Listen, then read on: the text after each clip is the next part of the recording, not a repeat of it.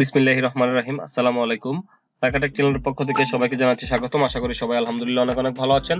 আমিও আলহামদুলিল্লাহ ভালো আছি। আজকে আমরা দেখবো অ্যাডোবি ফটোশপ সিসি 2021 এর তিনটা টুলের কাজ দেখবো আমরা। একটা হচ্ছে সাবজেক্ট সিলেকশন টুল, একটা হচ্ছে কুইক সিলেকশন টুল এবং একটা হচ্ছে ম্যাজিক ওয়ান টুল। তো এই তিনটা টুলই মূলত কিন্তু আমাদের সিলেকশন করার জন্য ব্যবহার করা হয়। তো তিনটা সিলেকশন কিভাবে আপনারা সিলেকশন করবেন, সিলেকশন করার নিয়মগুলো আমি আপনাদেরকে দেখিয়ে দিব।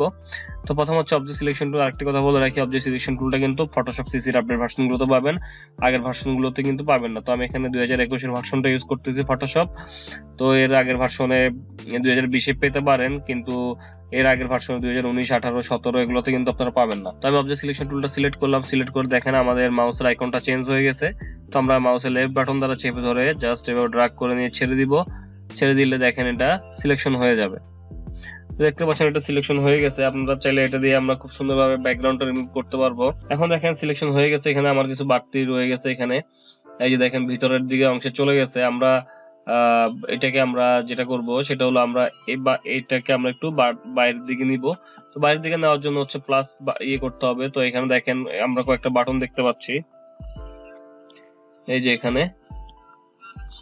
তো আমরা এখান থেকে দেখেন, এখান থেকে আমরা যখন এই বাটনটাতে ক্লিক করব, তো আমি বাটনটাতে ক্লিক করলাম। ক্লিক করার পর দেখেন আমার মাউসের যে আইকনটা দেখা যাচ্ছে, তো এখানে আইকনটাতে কিন্তু একটা প্লাস চিহ্ন অ্যাড হয়ে গেছে। আমরা যখন এখানে ক্লিক করব, তো এখানে ক্লিক করার পর দেখেন আমাদের মাউস বাটনটা একদম প্রথমে যেভাবে নিয়েছিলাম ওইভাবে আছে, এবং এটাতে ক্লিক করলে প্লাস বাটনটা অ্যাড হচ্ছে। তো আমরা এখানে প্লাস বাটনটা অ্যাড হওয়া অবস্থাতে জাস্ট আমরা এভাবে ছেড়ে দিব। দেখেন এটা বাইরের দিকে চলে আসতেছে। ওকে, যতটা সম্ভব আমরা এটাকে এখান থেকে মিলাই নিব। তো দেখেন, আর যদি ধরেন এভাবে বেশি বাইরে চলে যায়, তো আমরা এটাকে মাইনাস করতে হবে। মাইনাস করার জন্য হচ্ছে যে এই বাটনটা সাবট্রাক্ট ফ্রম সিলেকশন। তো আমরা এটাকে সিলেক্ট করব। এটাকে সিলেক্ট করার পর আমাদের মাউস আইকনটা মাইনাস চিহ্নতে পরিণত হবে। তো আমরা এখন এটা কি করব, জাস্ট এভাবে ধরে ছেড়ে দিব। ওকে, দেখেন এটা এখান থেকে কিন্তু মাইনাস হয়ে গেছে। তো ধরুন আমার এটা সিলেকশন হয়ে গেছে। তো আমরা এখন যেটা করব সেটা হলো, ধরুন আমরা এটার ব্যাকগ্রাউন্ডটাকে রিমুভ করতে চাচ্ছি। তো ব্যাকগ্রাউন্ডটাকে রিমুভ করার জন্য আমরা যেটা করব, আমরা যদি কিবোর্ড থেকে সরাসরি কন্ট্রোল ব্যাক স্পেস দিয়ে দেখেন আমাদের ভিতরে যে অংশটা আছে ওইটা কিন্তু চেঞ্জ হয়ে যাচ্ছে। তো আমাদেরকে যেটা করতে হবে, ইনভার্স করে নিতে পারি। কিবোর্ড থেকে shift control I button press করলে এটা ইনভার্স হবে। ইনভার্স হওয়ার পর দেখেন আমরা কন্ট্রোল ব্যাক স্পেস ক্লিক করলে আমাদের এটা ব্যাকগ্রাউন্ডটা পরিবর্তন হয়ে যাচ্ছে। তো আমি আরেকবার দেখাই দিচ্ছি আপনাদের।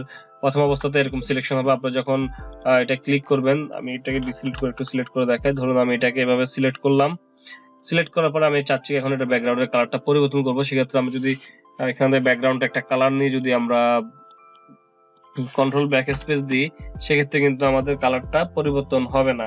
এটা কালার পরিবর্তন করতে হলে আমাদেরকে প্রথমে ছবিটাকে ইনভার্স করে নিতে হবে। ইনভার্স করার জন্য কিবোর্ড থেকে শিফট কন্ট্রোল এবং আই বাটন প্রেস করতে হবে, অথবা সিলেক্ট মেনুতে চলে যাবেন। সিলেক্ট মেনু থেকে দেখেন এখান থেকে ইনভার্স সিলেক্ট করে দিবেন। ইনভার্স সিলেক্ট করলে এটা ইনভার্স হয়ে যাবে। এখন কিবোর্ড থেকে কন্ট্রোল ব্যাক স্পেস প্রেস করলে আমাদের ব্যাকগ্রাউন্ড কালারটা পরিবর্তন হয়ে যাবে। তো এভাবে হচ্ছে আমরা এই টুলটা দিয়ে ছবির ব্যাকগ্রাউন্ড এভাবে পরিবর্তন করতে পারবো। আমি আরেকটা কথা বলে নিচ্ছি, এটা হলো আপনারা এক কালার যে ব্যাকগ্রাউন্ড আছে সেটা কিন্তু অনায়াসে এটা দিয়ে রিমুভ করতে পারবেন কোনো রকম ঝামেলা ছাড়া। আর আমি এই পাশে একটি মাল্টি কালার একটি ছবি এনে রেখেছি। তো মাল্টি কালারের ক্ষেত্রে এটা একটু ঝামেলা করবে। এই দেখুন মাল্টি কালারের ক্ষেত্রে এভাবেও হবে। আর শিফট কন্ট্রোল আই, এটাকে ইনভার্স করে এটারও ব্যাকগ্রাউন্ড রিমুভ করলাম। দেখেন এটা কিন্তু পারফেক্টলি ব্যাকগ্রাউন্ডটা রিমুভ হয় নাই।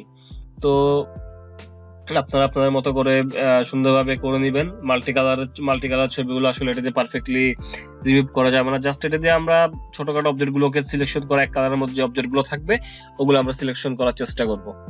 তো এটাই হলো এই টুলটার কাজ। তারপর হচ্ছে কুইক সিলেকশন টুল। তো কুইক সিলেকশন টুল দিয়ে আমরা এভাবে ক্লিক করে করে সিলেকশন করতে পারবো।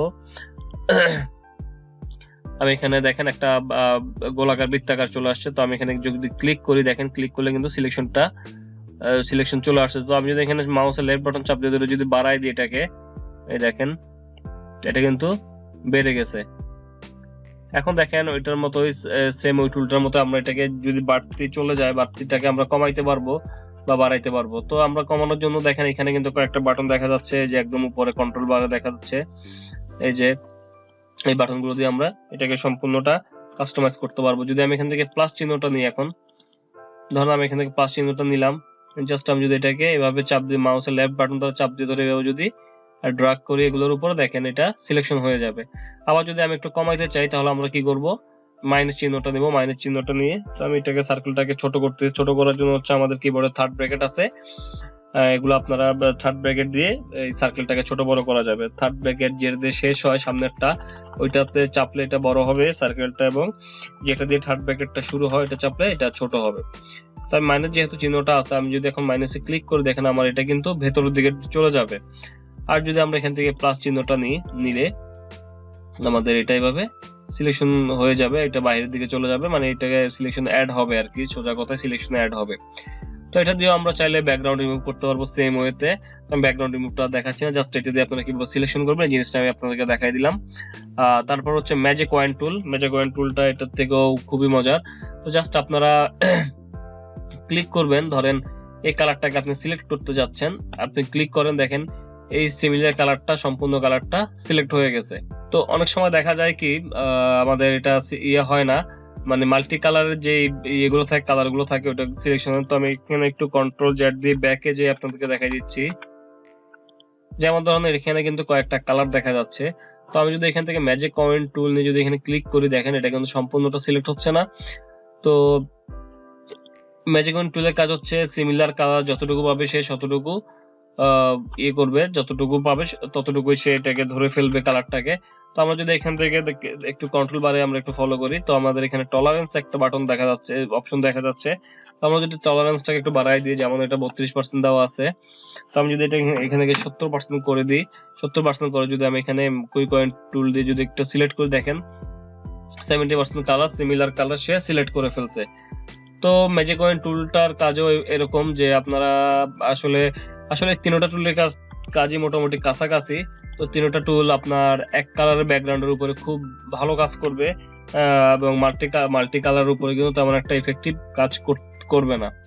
তো এইটা এই টুলস গুলো দিয়ে আপনারা আপনাদের মতো করে কাজগুলো প্র্যাকটিস করবেন, এবং বেশিক্ষণ যত প্র্যাকটিস করবেন আপনি তত ভালো ধারণা লাভ করতে পারবেন। তো আমাদের অ্যাডভান্সে এই টুলের আরো কাজ থাকবে, ওগুলো আমি অ্যাডভান্স লেভেলে যখন আমরা কাজ করব তখন আমি এগুলো দেখিয়ে দিব। তো এটাই ছিল আজকে আমার টিউটোরিয়ালটা যদি আপনাদের ভালো লাগে তাহলে অবশ্যই লাইক করবেন, কমেন্ট করবেন, শেয়ার করবেন, এবং যদি প্রয়োজন মনে করেন আমার চ্যানেলটাকে সাবস্ক্রাইব করে রাখতে পারেন এবং নোটিফিকেশন বেল আইকনটি অন করে রাখতে পারেন। তো পরবর্তী ভিডিওতে আবার দেখা হবে, সে পর্যন্ত সবাই ভালো থাকবেন, সুস্থ থাকবেন, নিজের খেয়াল রাখবেন। আল্লাহ হাফেজ, আসসালামু আলাইকুম।